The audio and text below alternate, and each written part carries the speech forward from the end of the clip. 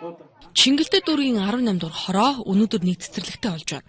Хүчин чадал нь 150 хүүхэд гიშгсэн боломжоор 210 хүүхдийг бүртгэн авчээ. Тус хороонд 300 гаруй хүүхэд цэцэрлэгт хамрагдах ёстой. Тэдний хувьд цэцэрлэггүй байхдаа өөр хорооны цэцэрлэгт хамрагдаж байсан байна. За тус 247 дугаар цэцэрлэгийн хувьд хорооны хөгжлийн бэрхшээлтэй 6 хүүхдэд сургуулийн өмнөх боловсрол олгохоор болж байна. Өмнөх боловсролд огт хамрагдаагүй 325 хүүхэд байгаа. За үүнээс бид нар 210 хүүхдийг тус цэцэрлэгт хамруулад байна. За манай нэг цэцэрлэгийн нэг онцлог нь болохоор хөгжлийн бэрхшээлтэй хүүхдүүдийг тус цэцэрлэгийнхаа 6 бүлэгт нийт 6 хүүхдийг хамруулад ингээд явж байна. Чингэлдээ дүүрэх сургуулийн өмнөх боловсролд хамрагдах 16 мянган хүүхэд байна. Одоогоор 10 мянган хүүхдийг цэцэрлэгт хамруулж чаджээ.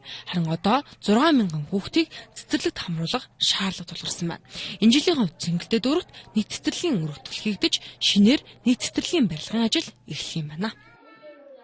Сүүлийн одоо 2 жилд 5 цэцэрлэг бол шинээр барьж ашиглалтанд оруулж байгаагийн одоо отон цэцэрлэг нь өнөөдөр бас нээлттэй хийж байна.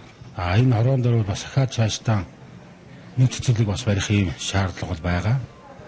За 17 онд бол Чингэлдээ дүүрэгт өнөөдөр нийслэлийн төсвийн хөрөнгө оруулалтаар 19 дугаар цэцэрлэгийн өргөтгөл. За 11 дугаар хороо гэдээ бас цэцэрлэггүй хороо байгаа. Энд бас цэцэрлэг барихаар ингээд батлагдсан одоо ажил нь бол эхлэх шатндаа явж байна. Нийслэл 2020 он гэхэд бүх хүүхдийг хамрах цэцэрлэг сургуультай болгохоор төлөвлөж байна. Өөрөөр хэлбэл цэцэрлэггүй хороодын хүүхд бүрийг сургуулийн өмнөх боловсролд хамруулна. Үүний нэг жишээ нь энэхүү улсын төсвийн хөрөнгө оруулалтаар баригдаж ашиглалтанд орж байгаа Чингэлдээ дүүргийн 247 дугаар цэцэрлэг болж байгаамаа.